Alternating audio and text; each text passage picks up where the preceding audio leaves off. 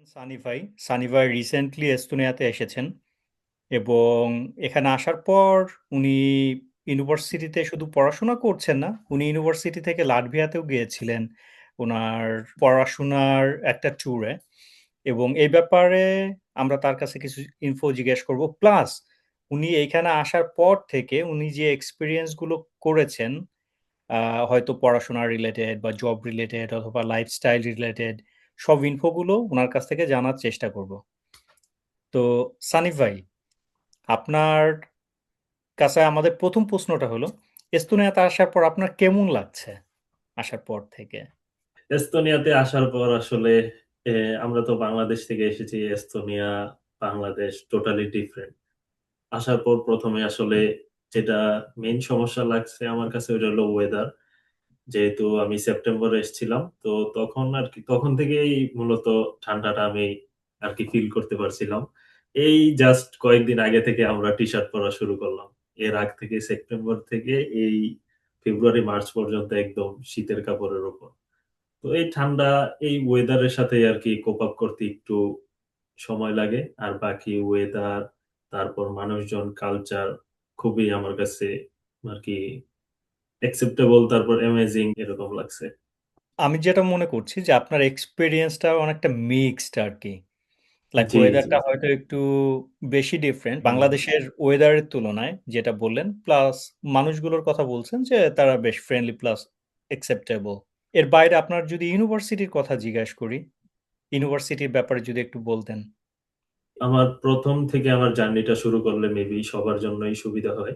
আমি HSC complete করি doctor Mahbubur Rahman মোল্লা college থেকে, ডেমরাতে, ঢাকা। ওইখান থেকে আমার এইচএসসিটা শেষ করার পর আমি আসলে অ্যাডমিশনের দিকে তেমন একটা ফোকাস করি নাই, যেহেতু আমার ইচ্ছাই ছিল বাইরে পড়াশোনা করার। এই জন্য দেশের ভার্সিটি গুলোতে আমি অ্যাডমিশন প্রিপারেশন নেওয়ার ওই দিকে আমি সময়টা নষ্ট না করে আমি, সময় নষ্ট বলবো না, যেহেতু আমার চিন্তাই ছিল এখানে আসার। এই জন্যই আর কি আমি আইএলটিএস এ ভর্তি হই। তারপর নিজেকে প্রিপেয়ার করার ট্রাই করি। তারপর এক্সাম দেওয়ার পর আসলে এখানে আসার জন্য যে রিকোয়ার পয়েন্ট আমি ওটা পাই। পাওয়ার পর আমি বিভিন্ন ক্রাইটেরিয়া, বিভিন্ন জিনিসপত্র ম্যাচিং করার পর আমি Estonian entrepreneurship university of applied sciences, US যে ভার্সিটিটা, ওটাতে আমি অ্যাপ্লাই করি। আমার কিছু বড় ভাই ছিল এখানে, ওনাদের সাজেশনের মাধ্যমে আমি এই ভার্সিটিটার নাম, তারপর গুগল রিসার্চের মাধ্যমে ইউনিভার্সিটিটার নাম, তারপর এখানে কি কি কারিকুলাম আছে এগুলো জানতে পারি। যেটা পাই এটা হচ্ছে ক্রিয়েটিভিটি অ্যান্ড বিজনেস ইনোভেশন, যেটা আমার ব্যাকগ্রাউন্ডের সাথে কিছুটা মিলে, যেহেতু আমার ব্যাকগ্রাউন্ড ছিল বিজনেস স্টাডিজ। এখানে আমি ম্যানেজমেন্ট, মার্কেটিং এগুলা শিখছি। তো হুম ওইটাতে আমি অ্যাপ্লাই করি। করার পর আলহামদুলিল্লাহ আমি ইন্টারভিউর জন্য ডাক পাই। তো প্রাইমারি ইন্টারভিউ দেওয়া আমাদের সময় একটা এক্সামও দেওয়া লাগতো, ওটা মেবি এখন নাই। তো এক্সামটা দেওয়ার পর আমি এক্সামেও ভালো মার্ক পাই, তারপর আর কি আমাকে ইন্টারভিউর জন্য ডাকা হয়। তো ইন্টারভিউ আমি ভালো দেই। তারপর ওনারা আমাকে একটা কন্ডিশনাল অফার লেটার দেয়। হুম হুম তো ওই মেইন অফার লেটার দেওয়ার আগের রিকোয়ারমেন্ট হচ্ছে কন্ডিশনাল অফার লেটার, তারপর আপনি হুম টিউশন ফি পে করবেন, হুম যেটা হুম ছিল ইউরোতে 7,520 ইউরো। হুম তো হুম আমি কন্ডিশনাল অফার লেটার পাওয়ার পর আমি টিউশন ফিটা দেই। দেওয়ার পর ওনারা অ্যারাউন্ড 1 মান্থের মতো টাইম নেয়। হুম হুম টাইম নেওয়ার পর আমাকে ফাইনাল অফার লেটারটা ইস্যু করে। হুম হুম হুম হুম তারপর যেই প্রবলেমটা আমি ফেস করলাম, আমাদের কান্ট্রিতে তো এস্তোনিয়ার এম্বাসি নেই। হুম তো হুম আমার একটা থার্ড কান্ট্রিতে যাওয়া লাগতো, যেখান থেকে আমার এস্তোনিয়া এম্বাসিটা ফেস করা লাগবে। তো আমাদের নিয়ারেস্ট কান্ট্রি ছিল ইন্ডিয়া। তো এখানে আমি ইন্ডিয়াতেই যেহেতু কাছে, সবাই চিন্তা করবে ইন্ডিয়া যেতে। তো ওইখানে কোনো একটা কারণবশত তখন আমাদের বাংলাদেশিদের জন্য ভিসাটা হচ্ছিল না। রাইট তারপর রাইট আমি তারপর আমি চিন্তা করলাম যে চায়না যাব। বাট হুম চায়না চায়না যে আমার জন্য মানে সমস্যা বলবো না, বাট একটা ওই তো মিক্স একটা এক্সপ্রেশন আর কি, মিক্স একটা এক্সপিরিয়েন্স। তো চায়নার জন্য আমি আবার দাঁড়ালাম। যতটুকু মনে আছে আমি ট্যুরিস্ট ভিসাই করিয়েছিলাম। ট্যুরিস্ট ভিসা করানোর পর আমার ভিসাটা হয়, আলহামদুলিল্লাহ একদিনের মধ্যেই হয়। তো আমি নিজেকে আবার ওইভাবে প্রিপারেশন করলাম যে চায়না যাব। তো এক প্রকার ঘুরতেই তো ঘোরার মাধ্যমে আমি একটা দিন এম্বাসি ফেস করে আসবো এই আর কি। হুম হুম। তো চায়না গেলাম, যাওয়ার পর শুরু হলো আরেক অন্যরকম একটা ব্যাপার। ওই জায়গায় আর কি কেউ ইংলিশ জানে না। ইভেন এয়ারপোর্টে যারা জব করে, ব্যাংকে যারা জব করে, বিভিন্ন হাই প্রোফাইল লোক, তারাও ইংলিশ জানে না। তো একটা মাধ্যম হলো ট্রান্সলেটর। ট্রান্সলেটরের মাধ্যমে আর কি আপনাকে যোগাযোগ করতে হবে। তো তার মানে কি, ট্রান্সলেটর। আমি যদি একটু ইন্টারাপ্ট করি, আপনি যখন এয়ারপোর্টে নামলেন, এয়ারপোর্টে নেমে আপনার ইমিগ্রেশন ক্রস করা, অথবা আপনার ট্যাক্সি বুক করে আপনার হোটেল অবধি যাওয়া, অথবা বাইরে মানুষের সাথে কথা বলতে গেলেও আপনার ট্রান্সলেটরের সাহায্য নিয়ে তাদের সাথে কমিউনিকেশন করতে হচ্ছিল, তাই তো? জি জি ভাই, আমি অ্যারাউন্ড 20 দিনের মতো ছিলাম। 20 দিনে ডে 1 থেকে ডে 20 এর মধ্যে কোনো জায়গায়, কোনো প্লেসে, কোনো মানুষের সাথে আমি ইংলিশে কমিউনিকেট করতে পারি নাই, ট্রান্সলেটরি ওয়ে। তো আর কি চায়না থেকে হোটেল নিলাম। তো আমার থার্ড দিন ছিল এম্বাসি ফেস। হুম হুম এম্বাসি ফেস করতে গেলাম। এম্বাসি খালি ছিল, তেমন একটা মানুষ যেহেতু চায়নাতে যায় না, আমরাই হয়তো প্রথম ওই ব্যাচটা ছিলাম যারা 3-4 জন, ম্যাক্সিমাম 5 জন আমরা চায়না থেকে এম্বাসি ফেস করি। এটা ছিল জুলাইয়ের মিডে। তো তখন আহ, আমাদের কোশ্চেন করা হলো, একটা চাইনিজ মহিলা ছিল। তো ওইখানে কোশ্চেন, ওইখানেও সেম ট্রান্সলেটরের মাধ্যমে কোশ্চেন করা হলো। তো কোশ্চেন বেশ ভালোই। আমি আগে যারা এম্বাসি ফেস করছে বা এস্তোনিয়াতে যাই বড় ভাইরা আছে, ওদের থেকে হেল্প নিয়ে আমি কিছু কোশ্চেন রেডি করছিলাম। বাট কোশ্চেন লাকিলি তেমন একটা কিছুই করে নাই ব্যাচেলারদের জন্য। মাস্টার্স এর জন্য সেম, মাস্টার্সে জাস্ট একটা দুইটা কোশ্চেন এক্সট্রা করছে। আমাদের কোশ্চেন করছে যে তুমি ফার্স্ট অফ অল তুমি কিসের মাধ্যমে যাচ্ছ, মানে কোন কোর্সে। বললাম ব্যাচেলার, ব্যাচেলার করতে যাচ্ছি এই কোর্সে, ক্রিয়েটিভিটি এন্ড বিজনেস ইনোভেশন। তারপর বলল যে তোমার স্পন্সর কে। বললাম আমার বাবা। তারপর বলল যে তোমার এস্তোনিয়াতে কোনো রিলেটিভ আছে কিনা। বললাম না, আমিই যাচ্ছি। তারপর বললো পড়ালেখার পর তুমি কি ব্যাক করবে নাকি ওইখানে থাকবে। বললাম আমি ব্যাক করব। তো এই চারটা কোশ্চেনই করা হলো। করার পর আর কি আমাকে মাঝখানে গেল একদিন। একদিন একদিন পরেই আমাকে মেইল আসলো যে your visa is ready, please collect it. And তখন আর কি আমি বুঝতে পারছিলাম না যে আমার ভিসাটা কি হয়েছে বা হয় নাই, কারণ যেহেতু বলছে ভিসা রেডি। হুম হুম তো হুম তারপর আর কি হুম আমি হুম। নিজেকে বিশ্বাস করাতে পারছিলাম না আর কি। হ্যাঁ হ্যাঁ, আমি করার মতো চাচ্ছিলাম যে কিছু না তো। মাত্র হ্যাঁ, একদিনের গ্যাপ। জি জি জি, চাচ্ছিলাম যে আমি পাসপোর্টটা হাতে পাওয়ার পর নিজেকে বিশ্বাস করো। হুম হুম তারপর আর কি আহ, ওই দিন এম্বাসি ফেস করে আমরা চলে যাই বেইজিং থেকে 180 কিলোমিটার দূরে একটা হোটেলে। হুম হুম ওইটা প্রায় অনেক দূর, একটা গ্রাম অঞ্চলের দিকে। তো হুম হুম হুম ওইখান থেকে এরপর দিন আমরা ক্যাব বুক করে এম্বাসিতে আসি। আসার পর আর কি ওই দিন আবার ছিল, আমি যেদিন পাসপোর্ট কালেক্ট করব ওই দিন আবার ছিল আমার একটা ফ্রেন্ডেরও এম্বাসি ফেস ডেট ছিল। তো একসাথে 2 জন আসি। আমি আর কি পাসপোর্টটা দেখে খুবই খুশি হই। তো ওই দিন আবার ও এম্বাসি ফেস করছে। হুম হুম ওরও লাকিলি 2 দিন পর ভিসাটা হয়। তো হুম হুম। আলহামদুলিল্লাহ আমরা 2 জন এখন এই সেম বাসাতেই আছি এস্তোনিয়াতে। ও ওয়াও! বাংলাদেশ থেকে চায়না, চায়না থেকে এস্তোনিয়া। বাহ! এই আর কি ভাইয়া, এম্বাসি ফেস করে আসা পর্যন্ত একটা শর্ট জার্নি। 2018 এর এন্ড অফ জানুয়ারিতে আমি আসছিলাম। তো আমি যখন আসি, এয়ারপোর্ট থেকে বের হওয়ার পরে দেখি চারপাশে আপনার স্নো দিয়ে ভর্তি, প্লাস আপনার মাইনাস টেম্পারেচার। হ্যাঁ, কালচারাল আমরা চেঞ্জ যেটা অন্য লেভেলে ছিল। আপনার ক্ষেত্রে কেমন ছিল? না, আমরা যেটা ফেস করছি, আমরা আর আসার পর সবার আগে আমি নোটিস করলাম যে বাতাস, যেটা হুম এয়ারটা হুম খুবই এয়ারটা খুবই লাইট আমাদের দেশের তুলনায়, আর খুবই ফ্রেশ। হুম হুম আমি আসার পর একটা ডিপ ব্রিথ নিলাম। ডিপ ব্রিথ নিয়ে আর কি দেশে যেই কষ্ট দুঃখ, পরিবার যারা ছেড়ে আসলাম এই দেশে, ওগুলো ভোলার আর কি ট্রাই করলাম। তারপর কালচারাল শক যেটা বলতে, ওইরকম ভাবে আমি তেমন একটা ফেস করি নাই। বাট কারণ হলো এখানে ছোট থেকে বয়স্ক যারা আছে সবাই মূলত ইংলিশ জানে অন্যান্য ইউরোপের দেশের তুলনায়। এখানে আমার মনে হলো যে ইংলিশটা খুবই ভালো জানে সবাই। তো আপনি যখন কোনো সুন্দর। আপনি যখন কোনো বিপদে পড়বেন বা কোনো কিছু দরকার হবে, ওনাদের কাছ থেকে পোলাইটলি আপনি হেল্প চাইলে ওনারা হেল্প করে। হুম, তো হুম। আমি আরকি ওইভাবে কালচারাল শকটা দেখি নাই বা পাই নাই। ওকে, ওকে। আপনি যখন আসছেন তখন তো অলরেডি বাংলাদেশী সবগুলো ছিল। যদি খাবার-দাবারের কথা বলি। আমরা যখন আসছিলাম তখন ছিল না আরকি এগুলো। আমরা ফিনল্যান্ড থেকে খাবার অর্ডার করাতাম। ওইখানে একটা পাকিস্তানি শপ ছিল, যারা আমাদের এখানে প্রতি মাসে একবার করে খাবার নিয়ে আসতো।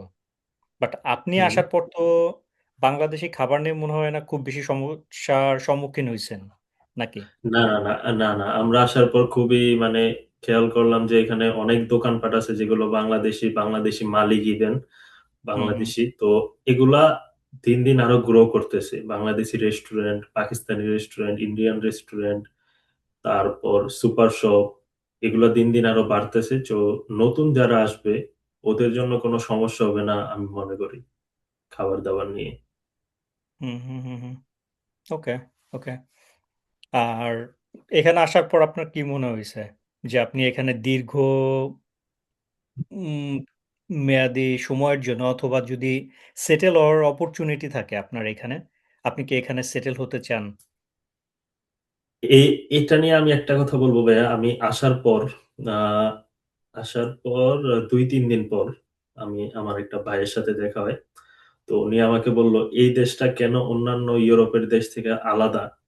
তুমি যখন আশেপাশে অথবা অন্যান্য ইউরোপের কয়েকটা দেশ ঘুরবা, তখন আরকি বুঝতে পারবা এটার মধ্যে কি আছে আর অন্যান্য দেশে কি নাই।" তো আমি তেমন একটা দেশ হয়তো ঘুরা হয় নাই বাট আশেপাশে ১ টা ২ টা ৩ টা দেশ ঘুরা হইছে। এই ৩ টা দেশ ঘুইরা আমি যতটুক বুঝতে পারছি এই দেশে না আসলেই কিছু একটা আছে যেগুলো অন্যান্য বা বড়, বড় নামকরা দেশেও নাই।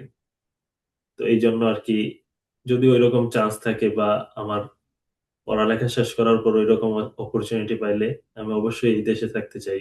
এস্তোনিয়াতে একটা ব্যাপার নিয়ে একটু জটিলতা আছে আমাদের জন্য স্পেশালি যারা ফরেইনার। আ আমরা তো আমাদের মাতৃভাষা হলো বাংলা। প্লাস আমরা স্কুলে যেটা পড়েছি সাথে ইংলিশ। বাট এখানে এসে দেখলাম যে ল্যাঙ্গুয়েজটা টোটালি ডিফারেন্ট। না মিলে বাংলার সাথে, না মিলে ইংলিশের সাথে। তো আবার দেখা যাচ্ছে যে যদি কেউ এখানে সেটেল হতে চায় তখন এস্তোনিয়ান B1 ল্যাঙ্গুয়েজ জানা থাকতেই হবে তার। তাই না? তো জি, জি। ইউনিভার্সিটি তো এই ক্ষেত্রে কিছুটা ইনিশিয়েটিভ নিয়েছে। দেখলাম যে জি, আমাদের ইউনিভার্সিটিতে B1 যেটা বললেন ভাইয়া সেটেল হতে। তো হুম, আমাদের হুম। ইউনিভার্সিটিতে ওরা নিজেদের দায়িত্বে A2 পর্যন্ত ওরা আমি যতটুকু A2, জানি হ্যাঁ, A2 A2 পর্যন্ত ওরা কমপ্লিট করে দেয়। Right, right, right. ইভেন আমি গত পরশুদিন A1.1 এর এক্সাম দিলাম। হুম, হুম, হুম, হুম। আমি আমার এস্তোনিয়ান ল্যাঙ্গুয়েজের A2 কমপ্লিট করেছি কিন্তু মাইনর থেকে মূলত। হ্যাঁ, তো ১ম এ হলো আপনার A1.1, A1.2 তারপর জি। B1 না A2.1, 1 A2.2 ইয়াহ জি, জি, জি, জি। এটা করা। তো দেখা যাচ্ছে যে যদি কারো সেটেল হওয়ার ইনটেনশন থাকে, যদি পড়া ইউনিভার্সিটির কোর্স গুলাতে একটু ফোকাস দেয়, তো উনারা ইউনিভার্সিটি থেকে A2 পর্যন্ত কমপ্লিট করতে পারছে। হ্যাঁ, এটা একটা ভালো অপরচুনিটি। সাথে পড়াশোনার যেই আ ব্যাপারগুলো, এখানে ক্লাসের যে ধরন অথবা সাবজেক্ট গুলো আ যেমনভাবে তারা সাজিয়েছে, তাদের যে সিলেবাস বা টিচাররা যেমনভাবে ক্লাসে বোঝাচ্ছে বা এক্সাম নিচ্ছে, এগুলো সম্বন্ধে আপনার ধারণা কি? বা আপনার কেমন লাগছে সব মিলিয়ে? আমি যদিও এক ওয়ার্ডে বলতে চাই খুবই ইজি। কারণ হচ্ছে আমাদের বাংলাদেশের মতো ও সিলেবাস দিয়ে দিলাম, এক্সাম নিলাম টাইম টু টাইম। বিষয়টা আসলে ঐরকম না। উনারা আ থিওরিটিক্যাল প্র্যাকটিক্যালটাকে প্রায়োরিটি দেয় বেশি, প্র্যাকটিক্যাল জিনিসপত্রকে। তো উনাদের কারিকুলামটা খুবই ইজি। কেউ যদি পাশাপাশি পার্ট টাইম জব করতে চায়, কারিকুলাম কারিকুলামে ফোকাস করেও ওরা প্রপার পার্ট টাইম করার আ খুবই ভালো সময় পাচ্ছে যেহেতু ৩ দিন ক্লাস থাকে। ক্লাসের পাশাপাশি উনারা যেভাবে পড়ায় তেমন কিছুই না। ক্লাসেই উনারা একটা জিনিস বোঝানোর জন্য ওরা যেভাবে পড়ানোর স্টাইলটা মূলত ওদের ক্লাসেই শেষ করে দেয় পড়া আরকি। এইভাবে পড়ায়। তাহলে তো খুবই ভালো। তার মানে কেউ যদি জি, এখানে পড়াশোনা করতে আসতে চায়, মনে করে যে পাশাপাশি পড়াশোনার পাশাপাশি তারা জব করবে, পার্ট টাইম জব, তারা খুব ইজিলি জি, করতে পারে। জি। যেহেতু পড়ালেখার চাপ অথবা প্রেশার যেটাই বলি তেমন একটা নেই। কারণ উনারা ক্লাসেই পড়ালেখাটা শেষ করে দেওয়ার ট্রাই করে। হুম, হুম। সাথে আপনার কিছুদিন আগে একটা ট্যুর ছিল লাটভিয়াতে। এটার হ্যাঁ, ব্যাপারে হ্যাঁ। যদি একটু বিস্তারিত বলতেন। এটার ব্যাপারে আমি আমার একটা বড় ভাই থেকে জানতে পারি যে এই ভার্সিটিতে এই ভার্সিটিতে নয় সব ভার্সিটিতে এইখান থেকে ইরাসমাস প্লাস একটা প্রোগ্রাম নামে এখানে এপ্লাই করা যায়। তো এপ্লাই করলে এটা একটা শর্ট কোর্স থাকে 1 উইকের। তো আশেপাশের বিভিন্ন ইউরোপের দেশগুলাতে আপনি ভার্সিটি গুলোতে এপ্লাই করতে পারবেন সাবজেক্ট ওয়াইজলি। তো সাবজেক্ট আপনি চুজ করতে পারবেন যদি আপনার কাছে মনে হয় যে এই সাবজেক্টটা আপনার কারিকুলামের সাথে যাচ্ছে তাহলে আপনি এপ্লাই করতে পারবেন। এপ্লাই করার পর বিভিন্ন ক্রাইটেরিয়া থাকে IELTS A B one I think B one থাকা লাগে। তো একটা কমিউনিকেট করার মতো আরকি পয়েন্ট বি1 হুম, খুবই হুম, কম। হুম, হুম, তো হুম। এইটা হচ্ছে মেইন ক্রাইটেরিয়া আরকি বাকি কিছুই না। তো আপনি যদি এপ্লাই করেন আপনাকে ওই ভার্সিটি আরকি অ্যাকসেপ্ট করার পর আপনি ওই ভার্সিটিতে গিয়ে ১ সপ্তাহ ক্লাস করতে পারবেন, বিভিন্ন এক্টিভিটিস করতে পারবেন। ওই ভার্সিটির ওই দেশের কালচার সম্পর্কে জানতে পারবেন। শুধু আপনি এই দেশ থেকে গেলেন এমন না। বিভিন্ন আশেপাশের দেশ থেকে বিভিন্ন স্টুডেন্টরা আসে। ওদের সাথে মতামত জানতে পারলেন, ওদেরকে চিনতে পারলেন। ফ্রেন্ড হলো ইন্টারন্যাশনাল একটা এই আরকি। নেটওয়ার্কিং হয়ে গেল আরকি। জি। নেটওয়ার্কিং হলো। আমি গত মান্থে গিয়েছিলাম লাতভিয়াতে। আগস্টে যাচ্ছি হাঙ্গেরিতে আরকি। ও ওয়াও! ইভেন আমাদের ভার্সিটি থেকে তুর্কিও নিয়ে গিয়েছিল আরকি একটা কোর্সে। আনফরচুনেটলি এই কোর্সটা আমাদের আগেই শেষ হয়ে গেছে। এজন্য আমরা যেতে পারি নাই। আমাদের বিভিন্ন ফ্রেন্ডসরা গিয়েছে আরকি। হুম, হুম। তার মানে এই প্রোগ্রামগুলো আমি বলব যে খুবই ভালো। শুধুমাত্র এমন না যে আরেকটা দেশে গিয়ে তাদের পড়াশোনা আ কিভাবে করাচ্ছে এটা জানা। প্লাস আপনার নেটওয়ার্কিং এর ব্যাপারটাও আমি বলব যে একটা বড় ব্যাপার। কারণ আমরা পড়াশোনা কমপ্লিট করে যখন প্রফেশনাল লাইফ এ যাই না? তখন দেখা যায় যে এইসব মানুষদের সাথে পরিচয় থাকলে তারাও হয়তো আরেকটা বড় কোম্পানিতে বড় একটা পজিশনে অথবা স্ক্র্যাচ থেকে শুরু করছে। যোগাযোগ থাকলে তখন দেখা যায় যে আমরা হয়তো তাদের হেল্প করতে পারলাম। আবার তাদেরও একটা অপরচুনিটি থাকবে আমাদেরও হেল্প করার।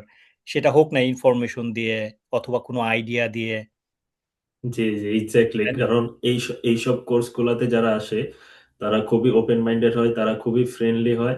তো এক আ এখা এইখানে অবশ্য আ গ্রুপও খোলা হয়।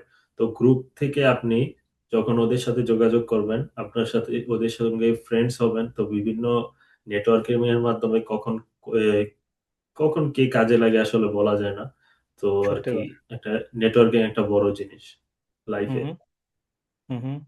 না অবভিয়াসলি। তার মানে এখানে পড়াশোনা করতে এসে অ্যা অনেকগুলো জিনিসই আপনি এক্সপ্লোর করতে পারছেন। শুধুমাত্র জব না বা এখানকার কালচার না। পাশাপাশি আপনার আরো অন্যান্য আউটসাইড যে এক্টিভিটিস গুলো অথবা আপনার ইউনিভার্সিটি যে এক্টিভিটিস গুলো আপনার অফার করছে, এগুলোও এক্সপ্লোর করতে পারছেন। জি, জি, যেটা জি, ভালো। জি। এটা খুবই ভালো। আমি জানি না ইউরোপের আরো অন্যান্য দেশেও হয়তো এমন অপরচুনিটি থাকতে পারে, নাও থাকতে পারে। বাট আমার জানা নেই, সত্যি কথা বলতে। জি, বাট এই ভার্সিটিতে আ ইরাসমাসের বিভিন্ন অন্যান্য দেশেও যেমন নেয়, প্লাস এই ভার্সিটির কিছু ইন্টারনাল কোর্সও আছে অথবা ইন্টারনাল কিছু এক্টিভিটিসও আছে যেখানে এস্তোনিয়াতে বিভিন্ন সুন্দর প্লেসে ওরা পড়ালেখা তো আর মেইন ফ্যাক্ট না। ওই জায়গায় গিয়ে পড়ালেখা করায় না। বাট এক্টিভিটিস গুলা করায়। ওই এক্টিভিটিস গুলাতে এমন ফান ওয়েতে করায় যে আপনি নিজেও হ্যাপি হচ্ছেন প্লাস এক্টিভিটিস টাও শেষ হচ্ছে, কোর্সটাও শেষ হচ্ছে। এরকম বিভিন্ন ওদের এক্টিভিটিস আছে এই ভার্সিটিতে। তার মানে পড়াশোনা মানে এইটা না যে খুব প্যারা খাওয়া। জি। এটা এনজয়েবল ও হইতে পারে। জি, তাই না? এক্সাক্টলি। জি, হুম। আচ্ছা। আমরা এখান থেকে আমরা আরেকটু অন্যদিকে যাই। আমরা কেরিয়ারের দিকে যদি চলে যাই, আপনার কি মনে হচ্ছে যে এখান থেকে পড়াশোনা কমপ্লিট করে বা যারা পড়াশোনা করছে, আ তাদের বর্তমান কেরিয়ার অথবা ফিউচার কেরিয়ারের দিকে তাকালে তারা কি জি। করছে বা কি করতে পারে? কি সম্ভাবনা আছে? আপনার দৃষ্টিকোণ থেকে যদি একটু বলতেন। আমি এইখানে খেয়াল করলাম যারা এই ভার্সিটি থেকে না, বিভিন্ন এখানে তালিন ইউনিভার্সিটি আছে, টালটেক ইউনিভার্সিটি আছে, আমাদের ইউএস আছে। এখান থেকে আমাদের অনেক পরিচিত ভাই আছে যারা এখান থেকে পড়া শেষ করে বেরিয়েছে, যারা বিভিন্ন ভালো ভালো কোম্পানিতে এখন জব করে। তারপর এই দেশটা নিয়ে মানুষজনের একটা চিন্তা হলো, এই দেশে আইটি রিলেটেড জব বেশি। বাট অনেকেই আছে যারা আইটির সঙ্গে রিলেটেডই না, বাট জব করছে, ভালো ভালো, ইভেন ভালো ভালো জব করছে। হ্যাঁ, আইটি রিলেটেড জব একটু বেশি, এটা সত্যি। বাট অন্যান্য জবও যে একদমই নেই তেমন না, অন্যান্য জবও আছে। শুধু স্কিল থাকা লাগে আর পড়ালেখাটা ডেডিকেট দেওয়া লাগে, ডেডিকেটেডলি ফোকাস করা লাগে এবং শেষ করা লাগে। হুম, হুম। তার মানে আপনি বলছেন যে যাদের হয়তো জানা নেই যে শুধুমাত্র আইটি রিলেটেড জব না, হয়তো ফিনটেক রিলেটেড জব অথবা আপনার কাস্টমার সাপোর্ট রিলেটেড জব অথবা আপনার অ্যাকাউন্টিং রিলেটেড যে জবগুলো দেখা জি গেল যে কারো যদি একটা ভালো স্পিকিং অ্যাবিলিটি থাকে যেটা ইংলিশে, এমন না শুধুমাত্র এস্তোনিয়ানই হতে হবে, তারপরেও তারা অনেক ভালো ভালো কোম্পানিতে জব করার অপরচুনিটি পাচ্ছে, তাই তো? জি জি অবশ্যই, জি অবশ্যই। হ্যাঁ, আমিও এরকমটা চোখে আমার কিছুটা পড়েছে। তারপরেও আরকি আপনার দৃষ্টিকোণও জানতে চাচ্ছিলাম। আমার পরিচিত অনেকেই আছে বাংলাদেশী যারা Ericsson এ জব করছে, ওয়াইজ এ জব করছে, ভেরিপে জব করছে, মনিসে জব করছে এবং আরো অনেক বড়, বড় কোম্পানিগুলোতে তারা জব করছে। জি তো হ্যাঁ, আপনি যে কথাটা বলেছেন এটার সাথে আমার মতামতও একদম মিলে যাচ্ছে। ট্রুলি। জি, এরিকসন, ওয়াইজ, এগুলো তো আসলে খুবই বড় বড় কোম্পানি এই দেশের। এগুলা তো পরিচিত আমার মানুষজন আছে যারা আইটির সঙ্গে একদমই রিলেটেড না, ওনারা ভালো হুম, হুম, ভালো পজিশনে আছে এইসব কোম্পানিতে। হুম, হুম। আচ্ছা, এখানে আরো একটা ব্যাপার যে আপনার কালচারাল যে ব্যাপারটা থাকে, অনেক সময় হয় না যে আমি দেশের বাইরে আছি, হয়তো আমার এখানে বাবা-মা নেই, বন্ধু-বান্ধব নেই। বাট এখানে কি আপনি ফিল করেন যে আপনার ছোট একটা কমিউনিটি আছে এট লিস্ট, কাছের বাঙালি একটা কমিউনিটি? এ- এ- আমাদের বাংলাদেশের মানুষের কাছে তো আসলে এই দেশটা খুবই অপরিচিত। এখন পরিচিত হচ্ছে, বাট আগে খুবই অপরিচিত ছিল। তো অপরিচিত দেশ হিসেবে এখানে বাঙালি কমিউনিটি যারা আছে সংখ্যায় কম, অন্যান্য দেশের থেকে সংখ্যায় কম।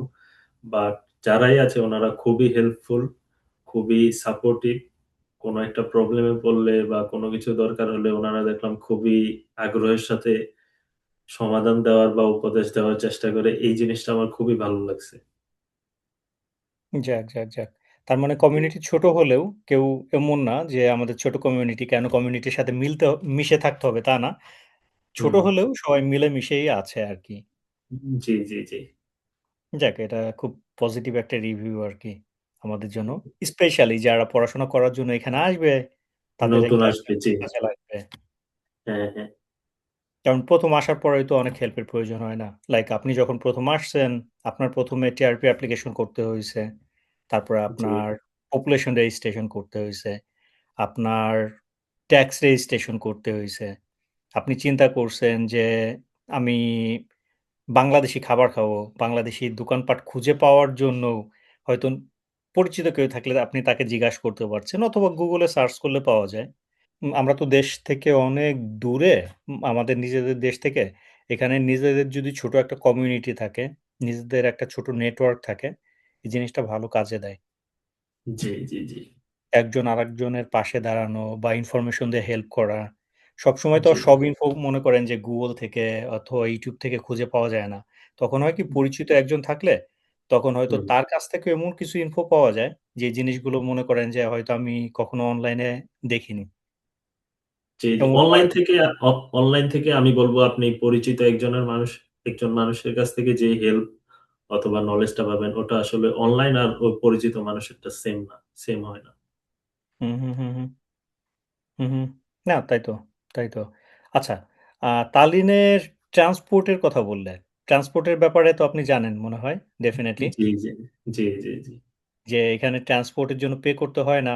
কিন্তু আমরা যদি কম্পেয়ার করি পাশের দেশ ফিনল্যান্ড অথবা লাটভিয়া অথবা আমরা ইউকের কথা বলি, নরওয়ের কথা বলি, যে দেশের কথাই বলি, পাবলিক ট্রান্সপোর্ট গুলো ওইখানে ফ্রি না। ওইখানে পাবলিক জি, ট্রান্সপোর্ট গুলোর জন্য পে করতে হয়। আমাদের জি, তালিনে এই জিনিসটা খুব ভালো। আমাদের কিছু টাকা হলেও সেভ হয় আরকি। তালিনের মধ্যে আপনার হোক ট্রাম, হোক বাস, হোক ট্রেন আমাদের পে করতে হচ্ছে না। জি, জি, জি। জি, এই বিষয়টা আমার খুবই ভালো লাগছে। কারণ আমাদের দেশে তো এখান থেকে ওখানে মানে আমরা একটা চিন্তা করতাম যে কত টাকা গাড়ি ভাড়া, কত সময় লাগতে পারে, কত আওয়ার জ্যামে বসে থাকা লাগতে পারে। বাট এই এই ধরনের চিন্তাভাবনা এখানে আসলে একদমই আপনি না করলেও পারবেন। কারণ এখানে আসার পর আপনি টিআরপি হাতে পাওয়ার পর অ্যাড্রেস রেজিস্ট্রেশন করবেন। তখন আপনি আরকি বাস কার্ড পেয়ে যাবেন।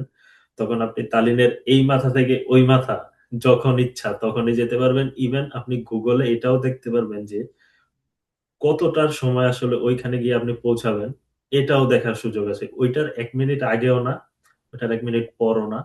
এক্সাক্টলি ওই টাইমে আপনি হতে পারে আপনার কাজের জায়গা, হতে পারে আপনার ক্লাসের জায়গা, যেকোনো জায়গায় আপনি পৌঁছাইতে পারবেন। রাত, হুম, হুম, দিন সবসময় আরকি বাস পাওয়া যায়, ট্রেন পাওয়া যায়, ট্রাম পাওয়া যায়। ট্রাম ট্রামের বিষয়টা আমি যা বলব, লাতভিয়া আমি গিয়েছিলাম কয়েকদিন আগে, আগেই বলছিলাম। হুম, হুম, হুম, হুম, তো লাতভিয়াতে বাস এবং ট্রাম আমি এস্তোনিয়াতে ইউজ করতে, করতে আসলে ইউজড হয়ে গেছি তো। লাতভিয়াতে এই অপরচুনিটিটা দেখলাম একটু কম, প্লাস ওদের সার্ভিসটা তেমন একটা ভালোও না, যেরকম সার্ভিস আরকি আমি এস্তোনিয়াতে অভ্যস্ত। হুম, হুম।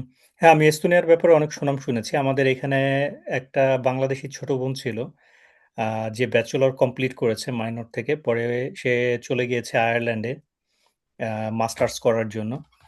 তো ও বলল যে ওইখানে যদি বাসের সময়সূচি দেখাচ্ছে কথার কথা ঠিক ৭ টার সময় আসবে, ঠিক ৭ টার সময় আসে না। হুম, আমাদের হুম। এখানে যেমন ৭ টার সময় বললে ৭ টার সময়ই বা ৭ঃ০৫ এ বললে ৭ঃ০৫ ই। এই জিনিসটা খুব ভালো মেইনটেইন করে। প্লাস জি, আপনার উইকডেতে স্পেশালি যদি একটা বাসের পর আরেকটা বাসের কথা বলা হয় তো 10 to 15 মিনিটস একটা ডিফারেন্স থাকে। খুব বেশি সময় ডিফারেন্স থাকে না। ইউজুয়ালি আপনি জি, যদি কথার কথা এখান থেকে সিটি সেন্টারে যেতে চান, এখান থেকে আপনি আ নর্থ থেকে হয়তো সাউথ এর দিকে যেতে যাচ্ছেন তাল্লিনের সেক্ষেত্রেও। কিন্তু জি, এটা সব দেশে একরকম না। আমি যদি আমার নিজের অভিজ্ঞতা বলি, আমি গিয়েছিলাম আলবেনিয়াতে। ওইখানে আপনার Google এ সার্চ করে দেখাই যায় না যে আপনি একটা জায়গা থেকে আরেকটা জায়গায় যাওয়ার জন্য কোন বাসটা নিবেন। জি, জি। আমার আমার একটা বড় ভাই এখানে আমাদের ইউনিভার্সিটিতে পড়ে। উনি তুর্কি থেকে জাস্ট গত পরশুদিন আসলো। ইরাসমাস প্রোগ্রামে গিয়েছিল উনিও। তো উনিও এসে আমাকে সেম অভিজ্ঞতা শেয়ার করলো। ওইখানে গুগলে দেখা যায় না। প্লাস বাসের ইচ্ছা হলে আপনাকে নিবেন, ইচ্ছা না হলে নিবে না। এরকম একটা আরকি পরিস্থিতি ওইখানে। হুম, হুম, হুম, হুম। তারপর এখানে আ আরো একটা সুবিধা আছে ট্রান্সপোর্টের কথা বললে। এখানে Bolt নামে একটা কোম্পানি আছে যেটা এস্তোনিয়াতে প্রতিষ্ঠিত হইছে মূলত জি, এবং জি, এটা একটা ইউনিকর্ন কোম্পানি, বিলিয়ন ডলার একটা কোম্পানি Bolt। তো এদের মাধ্যমেও যদি আপনি কোনো সার্ভিস নিয়ে থাকেন, এক সাইড থেকে তাল্লিনের অন্য পাশে যান, এটা তো পাবলিক ট্রান্সপোর্ট না, এক্ষেত্রে তো পে করতে হয়। কিন্তু পেমেন্টটা বেয়ার করার মতো। এমন না যে খুব আহামরি আপনাকে চার্জ করছে। আমি যখন সাইপ্রাস গিয়েছিলাম তখন দেখেছি অনেক টাকা চার্জ করেছে আমাকে ট্যাক্সির জন্য। আ বাট তাল্লিনে না, এটা এফোর্ড করার মতো। তো অনেক জি, জি, সময় জি। হয় না যে তালিনে কোথাও আমি যদি ক্লাসে যাবো, জবে যাবো, ট্যাক্সি নিতে হচ্ছে খুব তাড়াহুড়ার মধ্যে।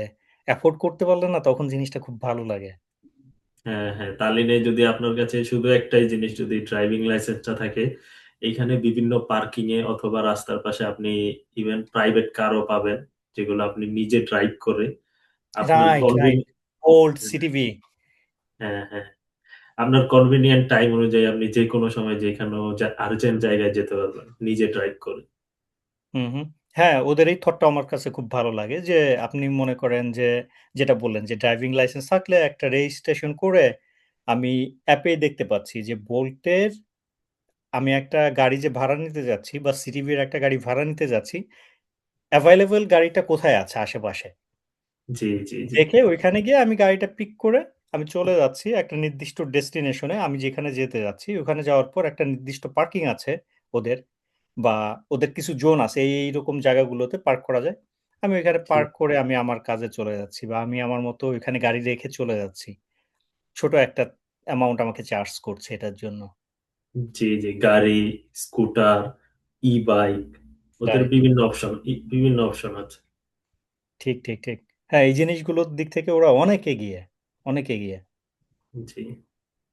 হুম, হুম। আচ্ছা, এস্তোনিয়ার ব্যাপারে তো আপনার কাছ থেকে মোটামুটি কম বেশি জিনিস জানা হলো। আ এস্তোনিয়ার ব্যাপারে আপনার সবথেকে কোন জিনিসগুলো ভালো লাগে? যদি ওই জিনিসগুলো বলতেন। আপনার দৃষ্টিকোণ থেকে আমরা যে আলোচনাগুলো করলাম এর বাইরে থেকেও আর এমন কি আছে?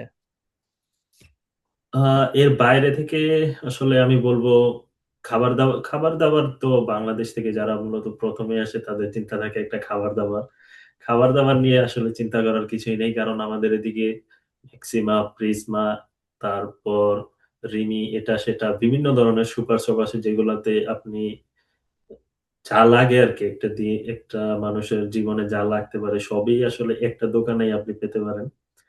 তো খাবার দাবার, তারপর আপনি ইভেন আপনার পার্সোনাল ডক্টর নিতে পারবেন, ফ্যামিলি ডক্টর, যার কাছ থেকে আপনি ফ্রি চিকিৎসা নিতে পারবেন। তারপর ট্রান্সপোর্ট, এগুলো আর কি। জীবন চলতে গেলে আসলে যা দরকার সবগুলোই আর কি আপনি এদিকে খুব ইজিলি ইউজ করতে পারেন। আমার দৃষ্টিকোণ থেকে সত্যি কথা বলতে আমার সবথেকে ভালো যে জিনিসগুলা লাগে এর মধ্যে আমরা যে টপিকে কথা বললাম এর বাইরেও তালিন হলো বাল্টিক সির পাশে। তো আমার কখনো মন ভালো থাকলে অথবা মন ভালো না থাকলে আমি দেখা জি যায় যে জি চলে যাই বাল্টিক সির পাশে এবং ওইখানে হাঁটার মতো বড় ট্রেইল আছে। আমি এক সাইড থেকে আরেক সাইডে হাঁটতে গেলে হয়তো আপনার ২৫-৩০ মিনিট লেগে যাচ্ছে এবং সুন্দর যে ফ্রেশ বাতাসটা। জি জি, এটা একটা বড় জিনিস। নিজেকে যদি কেউ পার্সোনাল সময় দিতে চায়, ওই পার্সোনাল সময় দেওয়ার খুবই ভালো ভালো অপশন আছে এখানে। অথবা এখানে রাত হলে অনেকটাই নীরব হয়ে যায়, তখন আপনি বের হয়ে নিজেকে সময় দিতে পারেন, হাঁটতে পারেন, পরিবেশ খুবই ভালো থাকে নিজেকে তারপরে সময় দেওয়ার আপনার জন্য। আমি আরো একটা জিনিস দেখেছি, আপনার প্রত্যেকটা এরিয়াতেই কয়েকটা করে আপনার পার্ক থাকে এবং এই হ্যাঁ পার্কগুলোতে হ্যাঁ হ্যাঁ হ্যাঁ, আপনার ছোট, ছোট জিমের ইকুইপমেন্ট থাকে। এক্স্যাক্টলি, জি আপনি জি ইচ্ছা জি করলে পুল আপ করতে পারবেন, চিন আপ করতে পারবেন। তাছাড়া আপনার সাইকেলিং থেকে শুরু করে আরো বিভিন্ন ধরনের লাইক ডাম্বেল এই ধরনের ইকুইপমেন্টও থাকে। যেগুলো হয়তো জি চেইন জি, দিয়ে বাঁধা। কেউ ইচ্ছা করলে নিয়ে যেতে পারছে না। আমি জানি না কেউ নিয়ে যায় কিনা। বাট এগুলো নিয়ে এরকমভাবে যায়ও না, এখানে নিয়েও নিয়ে যায় না। যায় না। তো তারপরেও দেখা যায় যে ওইসব জায়গায় গিয়ে আপনি ইচ্ছা করলে ব্যায়াম করতে পারছেন। স্পেশালি সামার টাইমে। জি জি ভালো জি, লাগলো না? ঠিক আছে? এইখানের মানুষ এতটাই হেলথ কনসিয়াস যে আপনি এয়ারপোর্টে পর্যন্ত জিম পাবেন। এয়ারপোর্টে ওনাদের জিম আছে। হ্যাঁ, এই জিনিসগুলো খুব ভালো। এই জিনিসগুলো খুব ভালো। তাছাড়া এস্তোনিয়াতে প্রচুর পরিমাণে আপনার আ বন রয়েছে। মিনিং আপনার অ্যারাউন্ড আপনার 55-60% আপনার মনে করেন যে ফরেস্ট দিয়েই কাভার করা। তারপরে এখানে ট্রাফিক জ্যাম খুব বেশি নেই। এই জিনিসটা না না ভালো। না, ট্রাফিক ট্রাফিক জ্যাম জ্যাম বলতে আমি এখানে আসলে ট্রাফিক জ্যাম বলতে কোনো ওয়ার্ডই এই পর্যন্ত ডিসক্রাইব করতে পারি নাই। ওই সিগনালে আর কি যতক্ষণ বসে থাকতে হয়। তারপর এইখানে উম লাইক কার অ্যাক্সিডেন্টের ঘটনা তেমন নাই বললেই চলে। জি জি এটাও আরেকটা ভালো দিক। জি, তারপর যেহেতু আপনার যেহেতু আপনি সবাই রুলস ওয়াইজ চলে, সবাই যে যার লাইন মেনটেন করে চলে, তারপর সিগন্যাল মেনে চলে, এই জন্য আর কি আমার মনে হয় যে অ্যাক্সিডেন্টের সংখ্যাটা খুবই কম অন্যান্য হ্যাঁ, দেশের তুলনায়। ঠিক, ঠিক। এই জিনিসগুলো ভালো যে সবাই খুব লাইক ট্রাফিক আইন মেনে চলছে এখানে। জি তারপর অনেক সময় হয় না যে আপনার অনেক রাতে হয়তো আপনি পড়াশোনা করছেন, অ্যাসাইনমেন্ট করছেন বা কোনো আ ইম্পোর্টেন্ট একটা ক্লাস আছে এটার জন্য প্রিপারেশন নিচ্ছেন। রান্না করা হয় নাই বা দেখলেন যে রাত ১টা বাজে, ২টা বাজে। ক্ষুধা লাগছে। আপনি ইচ্ছা করলে এখানে বোল্ট বা ওল্টেক ফুড অর্ডার করলেই রাত আর দিন নাই। যেকোনো সময় আপনাকে খাবার ডেলিভারি দিয়ে যাচ্ছে জি বাসায় এসে। জি এটাও জি, খুব ভালো একটা দিক। অবভিয়াসলি। এস্তোনিয়া খুব স্টার্টআপ ফ্রেন্ডলি একটা কান্ট্রি। এখানে আপনার স্টার্টআপ কিভাবে তৈরি করতে হবে বা স্টার্টআপ কিভাবে শুরু করতে হবে, এটাকে কিভাবে স্কেল আপ করতে হবে, কিভাবে ইনভেস্টর খুঁজে পেতে হবে, আপনি যদি কোথাও স্টাক হয়ে যান, আপনি বিভিন্ন এক্সপার্টদের কাছ থেকে কিভাবে হেল্প পাবেন, এটার জন্য গভর্নমেন্ট ফান্ডেড কিছু প্রোগ্রামই আছে। কিছু অর্গানাইজেশনও আছে, যারা বিভিন্নভাবে এই স্টার্টআপ গুলা যারা শুরু করতে চায় বা হুম। স্কেল আপ করতে চায়, তাদের হেল্প করে। হ্যাঁ, তাহলে যারা বিজনেস করতে চায়, পড়ালেখা শেষ করার পর যদি কেউ চায় যে নিজের একটা কোম্পানি অথবা স্টার্ট আপ করবে, তো তাদের জন্য খুবই ফ্রেন্ডলি এই বিষয়গুলো। হুম, হুম, হুম, হুম। আর লাস্ট বাট নট লিস্ট, যে জিনিসটা সবথেকে ভালো লাগে, যেটা হলো যদি কেউ পড়াশোনা কমপ্লিট করে মনে করে যে এখানে থাকবে, সেটেল হতে চায়, এই হুম। অপরচুনিটিটা আছে। আমাদের সময় হয়তো আরেকটু ইজি ছিল। আমাদের সময় পড়াশোনা কমপ্লিট করে আপনার যদি লং টার্ম টিআরপির জন্য এপ্লাই করার দরকার হইতো, কোনো ধরনের কোনো স্পেশাল লাইক জব রিকোয়ারমেন্ট ছিল না। বাট এখন এটা চেঞ্জ হয়ে যেটা হয়েছে, পড়াশোনা কমপ্লিট করে ৩ বছর জব করতে হবে। তারপরে লং টার্ম টিআরপির জন্য এপ্লাই করা যাবে। জি। লং টার্ম টিআরপির জন্য এপ্লাই করে এখানে ৫ বছর থাকলে এস্তোনিয়ান B1 ল্যাঙ্গুয়েজটা জানলে তারপরে আপনাকে পিআর দিচ্ছে। যারা নতুন আসবে তাদের উদ্দেশ্যে আপনি যদি কিছু বলে তারপরে আমরা আমাদের কনভারসেশন শেষ করতাম।